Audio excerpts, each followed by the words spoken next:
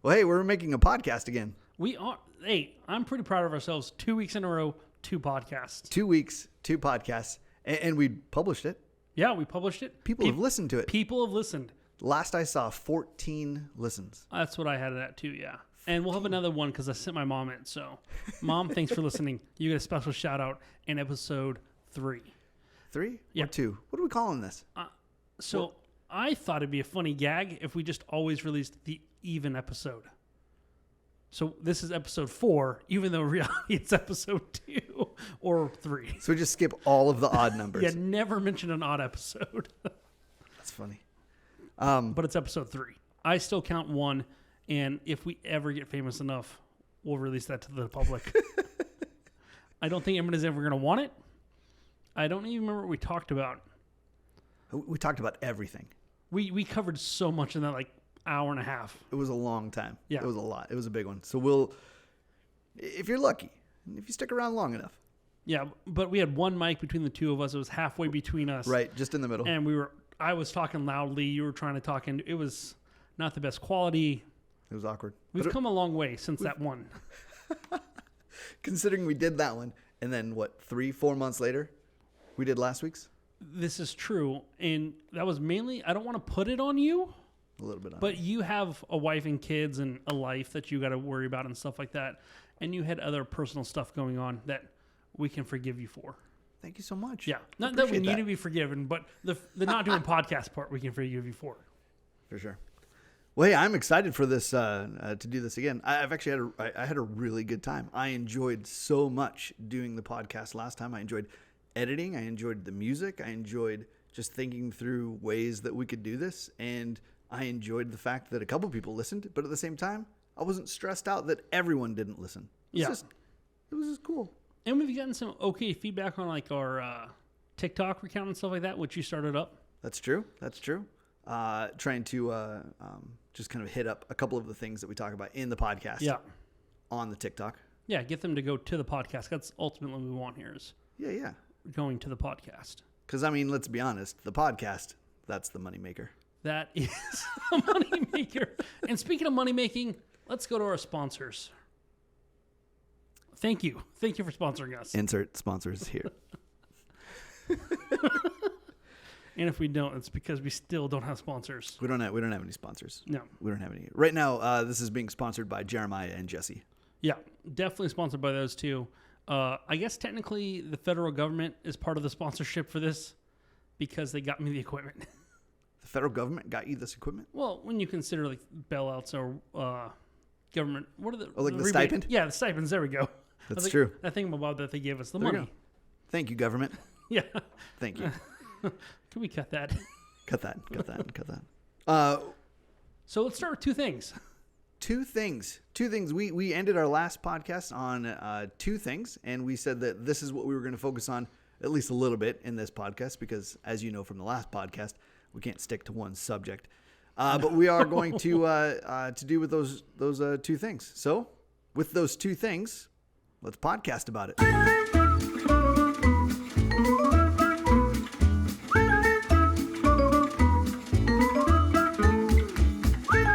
So Jesse, what are the 2 things?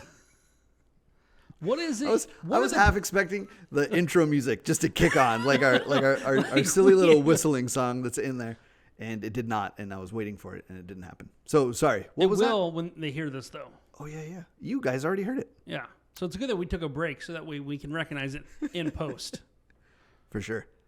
Okay, 2 things. Right? If we just gave the 2 things, we just if I just said them straight out, and I'll explain them again in just a second. But here are the 2 things. Number 1, you are loved, and number 2, you might die tonight. And who do you say those 2 things to? So every week, I say it to the youth group. I'm a youth pastor. If you didn't know that already, I'm a youth pastor, and I oversee the high school and the junior high at our church. And so high school's on Tuesday. Sorry, I hit my mic. High school's on Tuesday. Junior high is on Thursday. I'm an amateur. I don't know what I'm doing. I'm brand new at this. And I talk with my hands. And so this is going to be very exciting as I try to I'm trying to ignore the camera in front of me because I'm getting it's like Ricky Bobby. What do I do with my hands? What's great is that we both did that at the same time. So at the end of youth group, whether it's at the end of a lesson, whether it's right before kids are going into their small groups, or it's just the end of the night and I have all of their attention at once, I say two things before they leave. Number one, you are loved, and number two, you might die tonight. And that's it. And then that's it. And there's reasons behind all of that. The first one, right? Let's break them down. Let's break it down. Break them down. What is the first? The first, you are loved. You are loved. Who loves the kids? You are loved. So as somebody who I started going to church when I was, I mean, I guess I started going when I was around 5 or so. That's a little bit late. A little bit late. A little bit late. I was a late bloomer. I started going because my dad was interested in a girl, and part of the stipulation to them dating was my dad coming to church with her. Now, this is, of course, in my brain. I might have that wrong, but as far as what I understand, that's what it was. And so I started... What? Which is funny because a lot of youth kids will go to church for the first time because they're interested in a girl or sure. a guy, but a lot of times it's girls. Yeah. The reason that I started going to church on my own was because of a girl. So, it works. It plays. What's the word? It pans out. No? It works. It works. Whatever. And so anyway, so we had been going to church for a long time. It wasn't until, but once I got to youth group, my youth pastor, Tim, he used to always say that. He would always say, love you guys. Like it was just a thing. It was a normal thing. And he was my youth pastor the whole time that I was in youth group. In fact, he is still the youth pastor at that church. I think he just celebrated 30 years. Whoa. 30 years. That's as impressive as youth pastor. At that church. And so as far as youth groups go, that's the only one I know of. He's the only youth pastor I know of. I know of other ones. He's the only youth pastor I ever had as a youth pastor. And then when I became a volunteer, he was the only youth pastor I volunteered with. And so I got to hear him time and time again just talk about how much he loved the students. And that's just something that I carried with me. And so as a youth pastor, that's what I say. And I've said it ever since that I started. I remember the very first night that I started. In fact, you know what? I don't even think it was when I started. I think it was when I interviewed. When I interviewed, I ended my lesson and I said that, and I told the kids, hey, I love you guys. I don't know you guys. I don't know where you're going. We don't know each other at all, but I do know that you are worth being loved. And so I love you, and I want you to hear that. And my love is simply an extension of the love that I feel from God.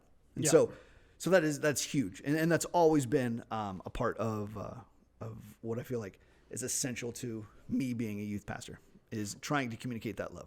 Yeah. And not so that they're loved by you, but ultimately they're loved by God. Right. That's the bigger takeaway there. Because my love is just an extension of that. Right. But it's like there's something about hearing God loves you and hearing somebody, a person, say, I love you. Yes. Like I'm willing to put my love on the line, or I'm willing to put myself out there and say, hey, look, you are worth being loved by me.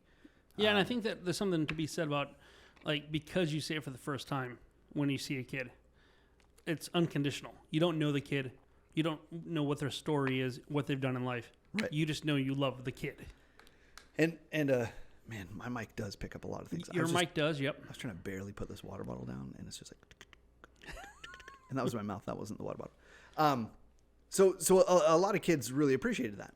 In fact, I remember in the first couple of years, if there were nights that I didn't say it, that it just slipped my mind or whatever, I'd actually have kids come up and say, hey, you didn't say that you loved us. It felt weird. I was like, oh man, I'm really sorry. So that brings in, is it an expectation that they know you love them, or is it just more of a, they like that? Like they just expect that to be said? Yeah, I don't know. I don't know that I've actually ever asked them like what they think about that. I know that I've had kids, at different times tell me that they've really felt loved by me. And so I don't know if it's just from me saying those words at the end of youth group or all of my actions outside of just those words. And I've known kids that have questioned that from you, saying, how could you love me when you don't know me? Right. Which is actually what I was going to say that, right? Like there was a kid, we're going to call him, so we're going to make up all these names. So let's say this kid.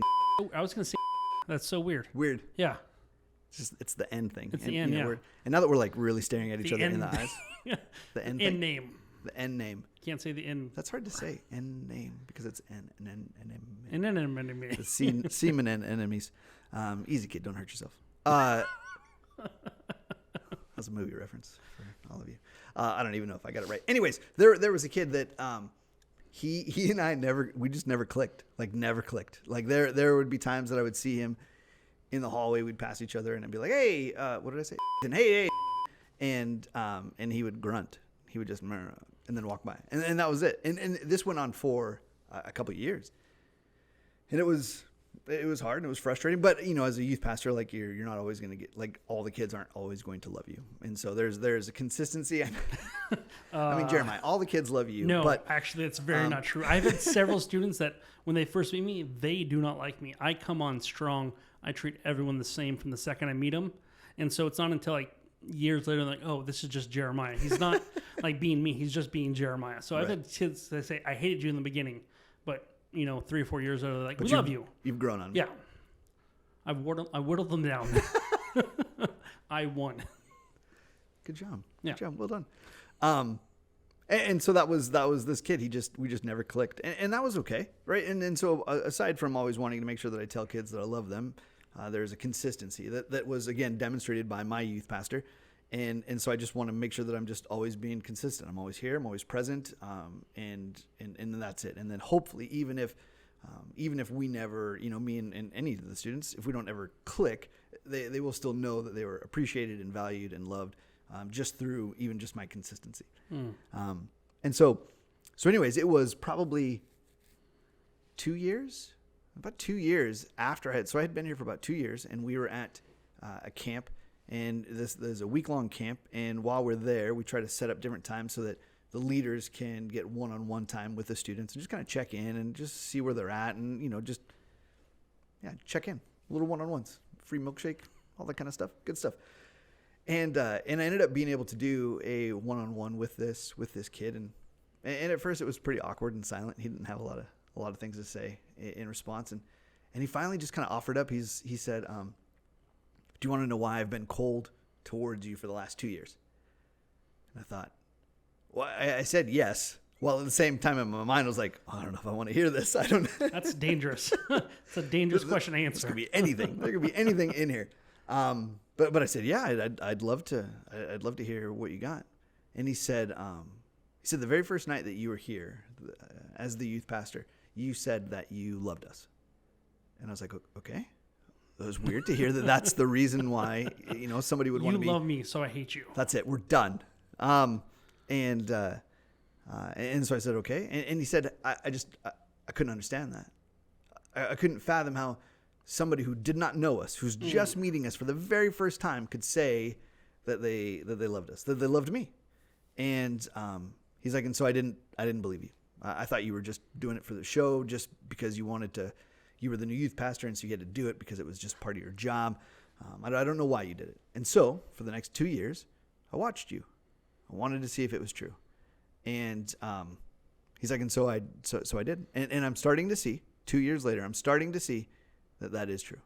I'm starting to believe that you actually mean that when you say that you love us. And that was huge. I don't think that it was huge for our relationship. I don't think that we became best friends, but there was a bit of an understanding there. And as well, really impressed upon me that, man, I better be but that was a little bit of Porky Pig right there, that I had better pay attention to my actions, right? Yeah. If I'm going to say these things, if I'm going to say I love you, I got to make sure that my actions follow up on that. Yeah.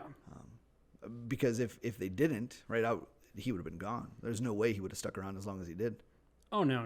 He would. I mean, I've known the student for much longer than you, just because I've been at the church longer. But yeah, he would have called you out on it, and then he would have shown up for his friends, and that's about it. But that conversation you guys had would never have happened if he didn't come to actually believe those words. Absolutely. So after you say I love you, you say. So then that's it, right? And I add some into that, right? It's like it's not just I love you, but I want. My hope is that the kids know that I love them, that love is an extension from God. It's not just from I don't know where other people think love comes from, right? But we believe that love comes from God. That's where it originates from. And chemicals. So chemicals, right? A potion.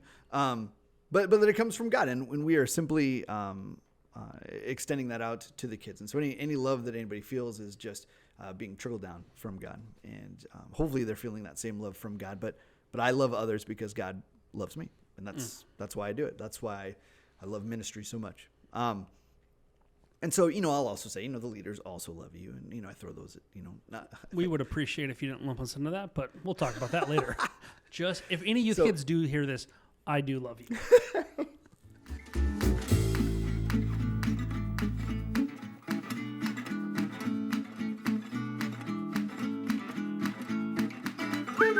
What were we talking about? Your second thing, you haven't even talked about why I said I have something about this whole thing. Yeah. Okay, so here we go. Okay, so that's the first, right? So I love you. Your leaders love you. This is an extension of God. If you ever need anything, hit me up, right? Like my job is to be here for you, to help you go, through life, whatever I can do, right? If there's a way that I can help, I want to be able to do it. It's because I love you.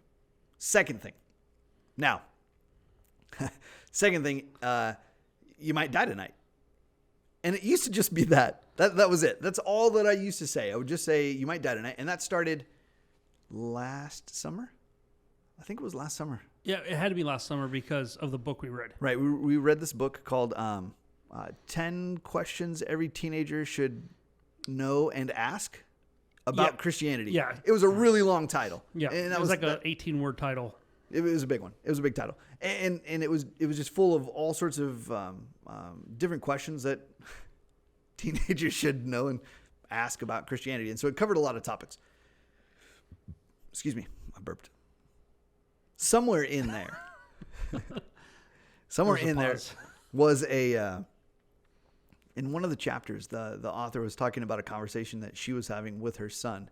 And she mentioned that, like, right before he goes to bed, she says something along the lines of, if you were to die tonight, something. I don't even remember. I don't remember at all, like, what she was talking about. I just remember her saying that, and that just stuck with me in such a funny way. Because once we got done, because as a group we were all reading that chapter, and afterwards to kind of pull that back up and say, I thought that was so funny, because I could just imagine, right? You're laying your kid down to bed, right? Going back to even Ryan, like my boy, I'm laying you down. Like, I hope you just have a really good sleep, but don't forget, you might die tonight. Like, there's just this weird, like, oh, sweet dreams.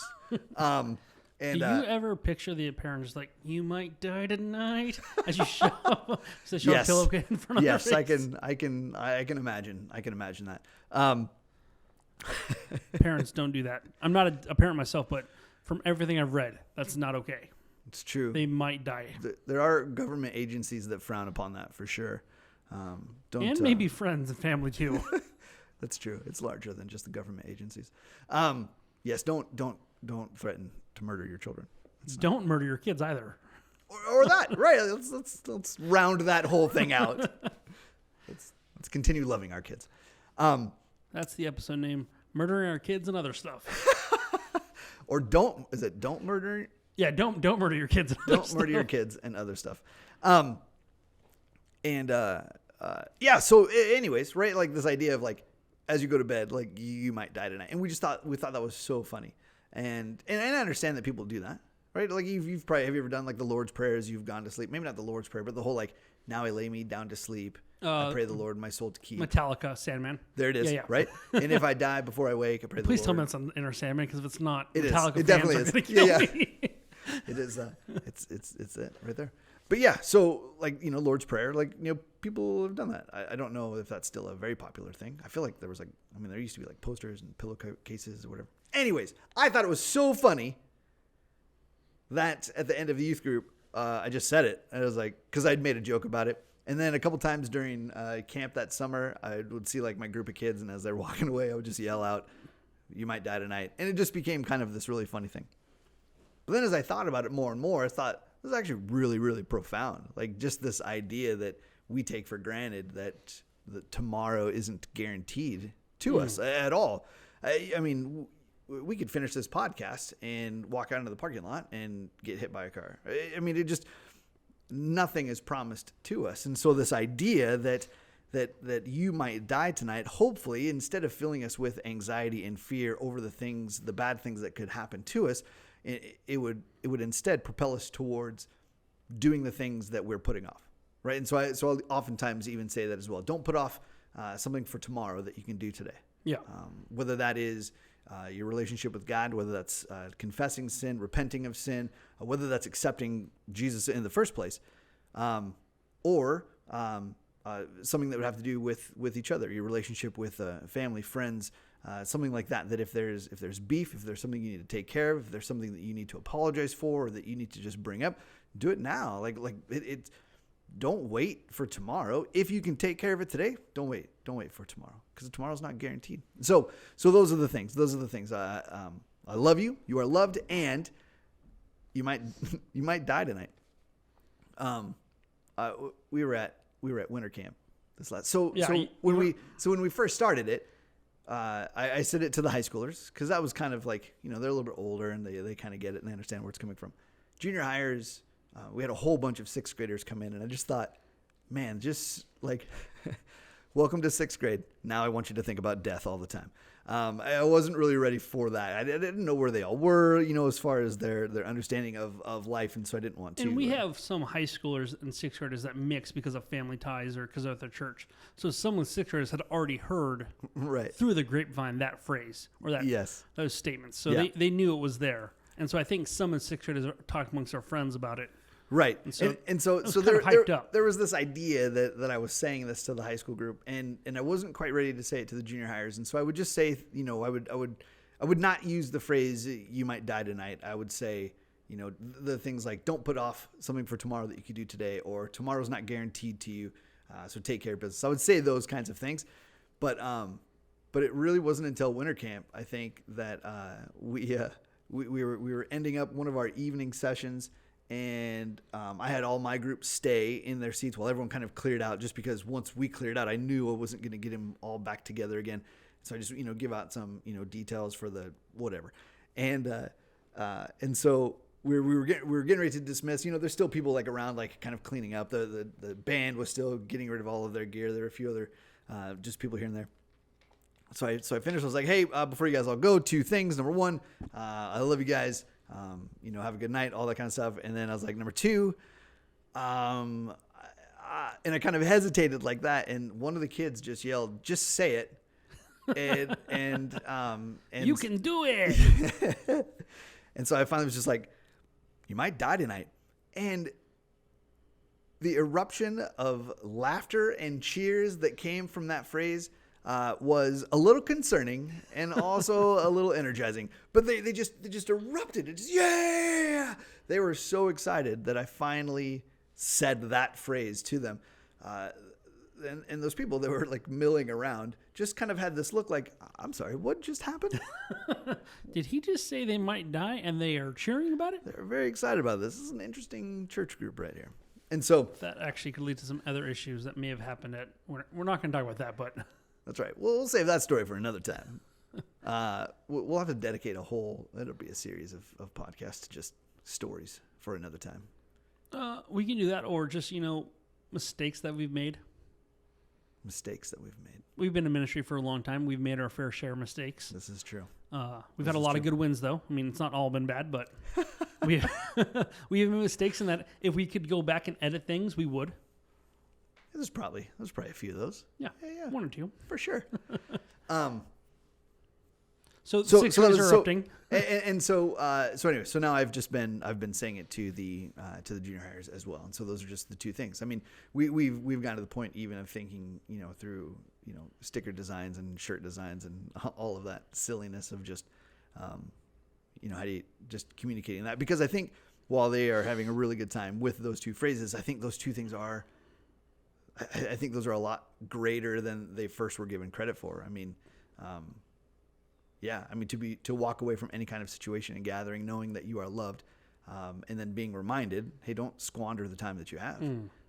I think those are huge, huge reminders. In fact, this Sunday, did I talk to you about this already? Did I mention it to you? This Sunday, so I also, not only am I the youth pastor, I am also the guy who does announcements. And so at the end of the church service, sorry, I do the benediction as well. I speak the blessing. Yeah. And so it's not all just... You're the announcement guy, got it. Which... people have come up to me and said, hey, you're the announcement guy, right? Yes, that's what I'm most known for. I'm the dancing guy in the back, so they don't realize I'm doing media until I screw up, and then they're like, Jeremiah, fix it. This is true. If you ever come to our church, have we ever mentioned our church? Is that the thing? No, I mean, episode 1, maybe. We probably did it, episode 1. Our church is Long Beach Alliance Church, and if you ever come In Long Beach, California. in Long Beach, California, that's probably a good. Yeah, there's that a couple other Long Beaches out there, so. It's true, there is. But if you ever come to our church, if you look towards the back, you'll see Jeremiah jamming. Yeah. He just, man, what's the worship songs? It's fantastic. It's good. It's I've very won an worshipful. award for it. You know what? I have heard of this award. I was like, what am I talking about? Announcements. At the end of Pastor Chris's sermon, he was talking about, and I can't think of the passage that he was using now, but essentially this idea that your life's not guaranteed and tomorrow could change things. So this whole thing, and so he had requested that at the end of my announcements, I throw something in that says, hey, if you want to do business with God, like you should come up to the front because the pastors will be there, the elders will be there, someone to talk to, to pray with. And so I threw that in there. But as I was doing that, I just kind of slipped right into that frame of mind, that mode that I am at the end of youth group, where I said, tomorrow's not guaranteed to you. And so if you've got some business to take care of, whether that's with God or with each other, do it right now. Come up to the front. And right there, it was almost like, because you might die today. And but I didn't. I held myself back. I didn't, in the same way that the junior hires were not quite ready to just get right to you might die tonight. I didn't think that our entire church congregation would have stood behind that. If you do it again, I might catch myself like, just say it. Well, with junior hires, this sounds bad. With the junior hires and with high schoolers, statistically speaking, just based off of age, Yep. statistically speaking, they're probably not going to die Tonight. Yeah. Right? Unless, freak of nature, car crash, like those things happen. They're unfortunate. But And we currently don't have any unhealthy kids at our church where they could die tonight because of a health issue. Right, It would for have sure. to be some sort of freak accident. it would have to be. Yeah. We're not completely insensitive. But with a larger church, With older folks. with older folk, right? The range gets up there a little bit. Saying that phrase could be a thing. I don't know that I would. I would not recommend saying it in those terms because there will be someone that says that was insensitive. We do put it on YouTube. That's true. That could be a whole thing. We got people upset because you said "When Pigs Fly" on the marquee one day. No. Did people say? I don't think that I heard anybody say that they were upset about that. Oh, there were people upset with it. Because I knew that.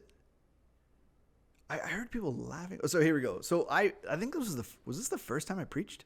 No, this wasn't the first time. It was definitely It was in the earlier. early Jesse days of preaching. Maybe your second or third time. Yeah.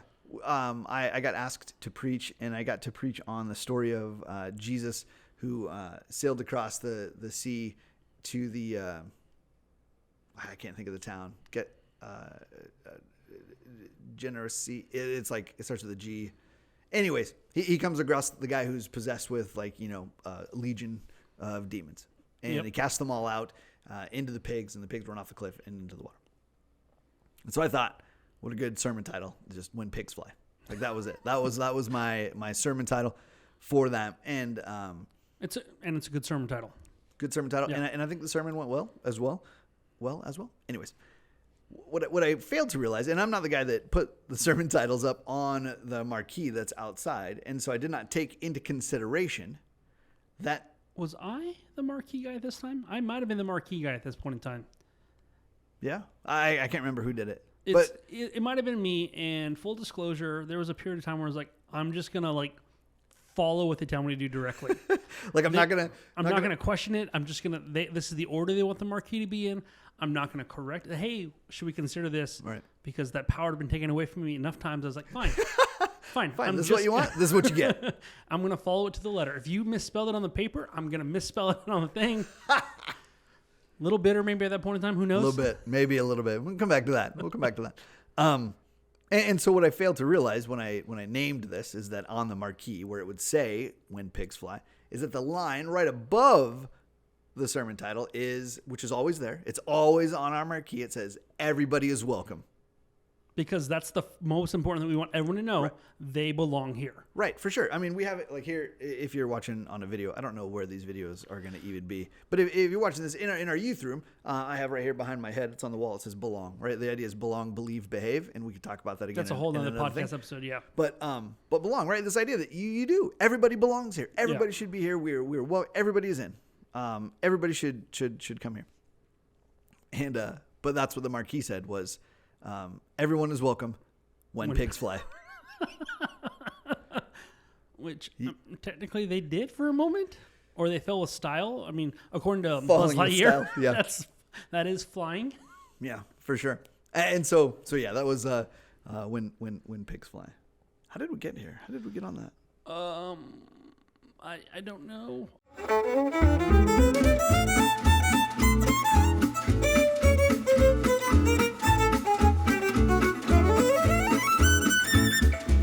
So anyways, two things. That's called a segue, and I did it masterfully. And there we go. And that's where we'll put a little bit of musical interlude. You just heard that. Yeah, musical interlude. But I'm going to pick it up for a quick second on because we ended with, I have some thoughts on two things. Right, you do. Let me make sure. Let's hear it. Let me check my brain. Make sure that I had it all. I think we're good. Okay, I think I covered right. Okay, like I covered it all. Yeah, I think. I mean, it's been like 35 minutes of effectively two things. Fantastic. Two things and other things. Two things and some other things. Yep. Other things? Anyways. Two things.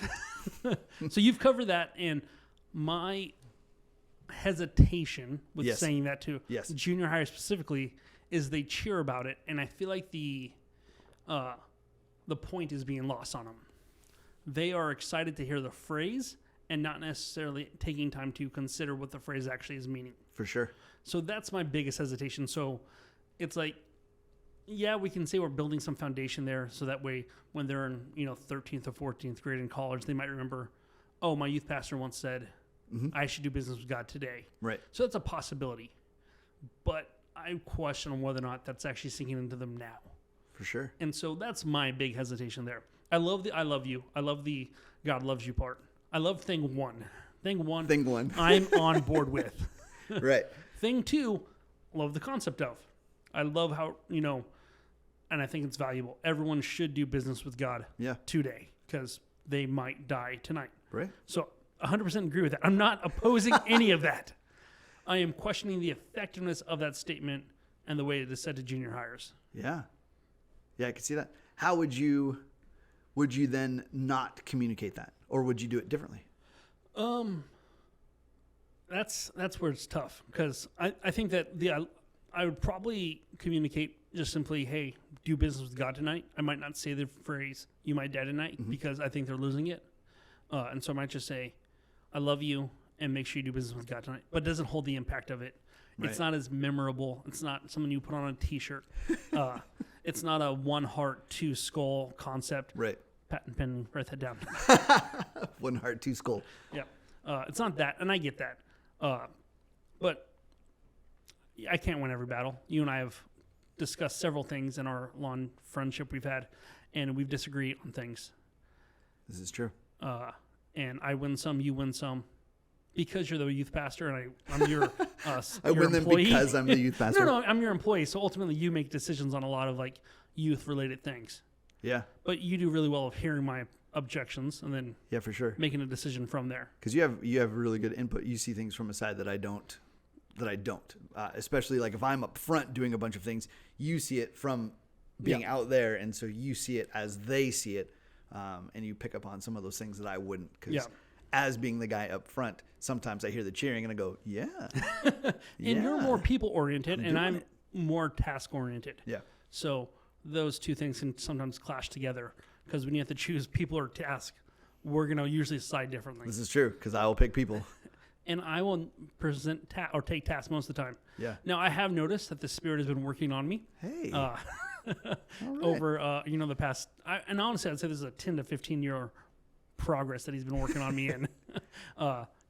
Softening my heart up and being more okay with people-oriented things. But, yeah. So, I just question the efficacy of it to junior hires. Yeah. And I think that's worth taking note of. And so I think even, like tonight, like we have youth group tonight, And maybe what I'll try tonight is to give the surrounding phrases, like the clarifications and what it all means, and then follow it with the statement. Or, yeah, I mean, it could also just be a thing now where you have to say it because they're going to expect it, and right. so if you don't say it, you could lose their friendship forever for not saying a single phrase. Or we could do what we've done with this game, right? This game that we have called, what's it called? Jesse's Silly Game Around the Church? That is the current working title That's of it. the game. That's the title of the game. And so we've just stopped playing it. And even though kids request it, we go, hey, maybe next time. Yeah. Or we put it on a slideshow that will never be chosen. Right. We Like, rigged the set game. it up. Yeah. And so we could do that. And you know, as youth pastor, one of the perks, not only, you know, do I get to love kids and do ministry and teach them to Jesus, point them to Jesus. There's a little bit of torture. Like a little bit of torture comes with being a youth pastor. And that part of person development, I love. That's the side of people that I like, the torture. Wait. Whoa. That's not, I'm going to stick with it actually. And so I'd be totally cool with just being like, all right, 2 things. 1, you are loved. Please don't forget that. And number 2, do some business with God. All right, there it is. Just totally gloss over it like it's not even a thing, even if they start to wail and cry. All right. I mean, I'm cool with it either way. But I felt like it would be my responsibility to voice my opinions on the issue. Yeah. No, for sure. For sure. Because I probably would not have thought that until, 10 years from now when I go, wow, you guys are all monsters. And it's like, oh, it's because we all just think about dying. And if I'm going to die, might as well. YOLO. You only live once. And that's not what you're trying to say. Do people still say YOLO? I'm old. It's a known fact. True, I have gray in the beard. You do have gray in the beard. I'll hide behind the mic. There's a little bit of gray in this beard.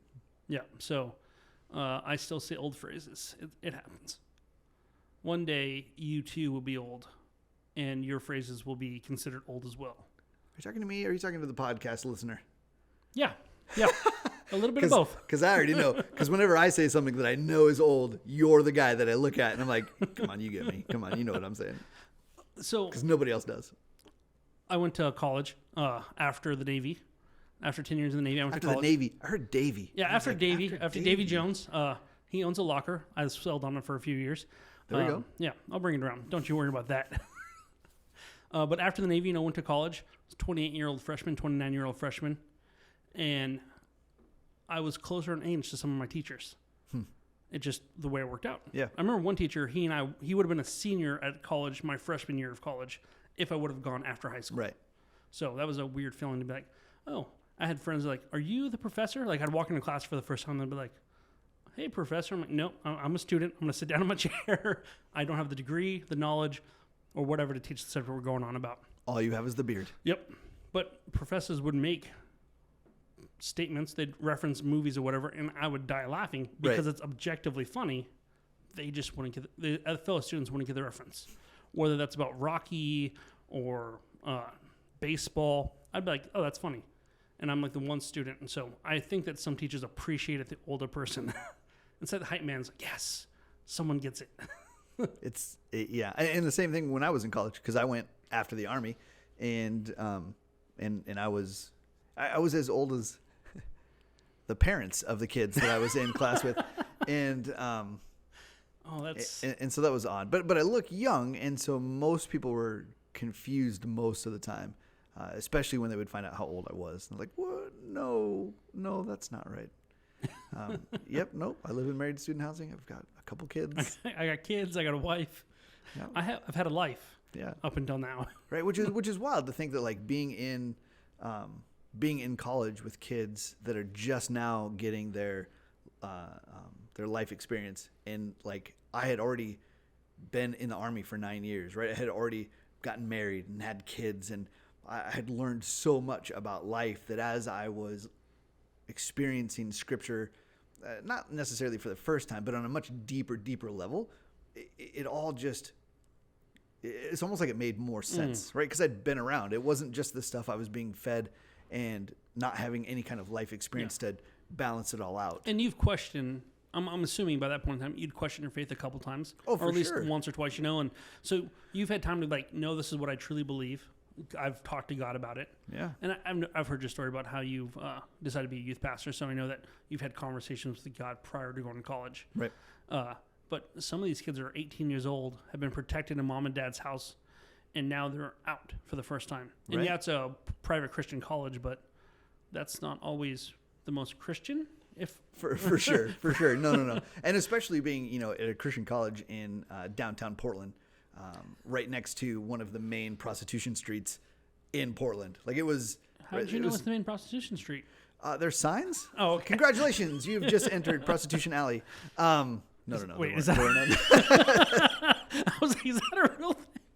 That was no. That's not a real thing. But it was everywhere. And so where we were was not necessarily a religious area or anything like that. It was the heart of Portland, and I think even at the time, Portland was considered the least churched city in America. And by least churched, meaning there are more people who don't even know the name of Jesus, let alone go to a church. And so it was wild. So those kids that grew up at home in Christian schools and private schools, and then straight off to college, had a lot of life to kind of experience right there. And so their context for understanding Scripture and how deep it was, and God's love and grace and forgiveness, as well as call, it hits different. And so there are a lot of times that I've wished that I'd gone to college right after school, but man, so thankful that it didn't happen that way. I don't know that I would have understood what I was learning like I did. Yeah. And so I'm glad I waited. There might be some, we should have a gap year type of system built into it, but I'm not going to try and fix all of America's society right now on the middle of a podcast. I suggested to my wife a gap year after college before getting a job. I was like, hey, you know what? After we finish college, I think we should take a year and go live in a different country and dig wells for a year. And then go get a job as a pastor. Now, I know your story. Mm-hmm. That didn't happen. That did not happen because my wife was like, no. And I was like, all right. She's like, we have 3 kids. Because was James born by that point in time? Probably. Or on the way. Yeah, it's probably at least on the way. So we've got 2 kids. She's pregnant. And I'm like, hey, let's go live in another country and dig wells. She's like, yeah, that's not going to happen. Yeah, I think I was asked my fiance that question or statement. She'd be like, "Yeah, let's go do it." I'm like, ugh. I'd be the hesitant one in the relationship. I was just trying to do my part. I didn't really mean it. Oh man. Well, hey, I think. Yeah, that's 2 things. Yeah, I mean that's 2 things and other things. Stuff. Yeah, other stuff. Maybe we should stop saying the name of the podcast throughout the podcast. Is that I don't know podcast etiquette in that regard. Let's make it a game. How many times do we say the name of the podcast episode during the podcast? Yeah. Because we didn't say the name of our podcast. No, we have not. And I think this is the first taste people have had for the heart behind our podcast. Right. Do we want to cover that in the next episode, though? This will be the second time we left them on a cliffhanger. Ooh, let's do it. Is that the name of our podcast, Cliffhangers? No, it's not. No. No. Tell you what, our my mom actually asked me this question today. She saw it and goes, "So what is level 5?" And so I explained to her what level 5 was, the kind of the basis behind that was. Yeah. And when I said that to her, I said, "Let's podcast about it." Yeah. That's exactly what I said to her. I was like, "What are you doing? You're making eyes at me. What do you want to say?" No. I was leaving it open for the next one. There we go. So building that suspense. So next time. We should probably talk about what day we actually want these things released. We're trying to record them every week. Yeah, I mean, we released the other. So last week you sent it to me, and I was like, I'm releasing it now. I'm gonna force Jesse's hand. To do it. That was kind of my thought process behind it. It was like, right. I'm not gonna let him back out. So it's not the best quality audio quality. Because we recorded it on a Thursday night. It was after youth group. I got home and I was so jazzed that I laid on my couch with my computer on my stomach. I didn't even sit at a desk. I just laid down. I was so tired. I laid down and I just was like, and I found the song and I just kind of threw it all together because I was just so excited to do this. And but now I think we'll put a little bit more thought into the because we're not really going to edit it. I mean, we might take a couple things out, but only some awkward pauses and stuff. Yeah. Me putting my phone down extra heavy. Might want to edit that one out. Probably the burp from earlier. Yeah, there's been a few of those. Anyways, maybe next this week, whole conversation. Yeah, probably this whole thing right here. Okay, next week, level 5. Level Why? 5. What is it? Why? What the Can heck? you get to level 5? Can you? Is that a Pac-Man reference? Is it just a video game reference in general? Sonic? Robotnik? Are we just saying We need to just end this. level 5? Or comic book, video game phrases? Mortal Kombat? And I can't even think of anything. Hey, you Top are Gun. loved. You are loved. You might die tonight. And that's from both of us. You might die.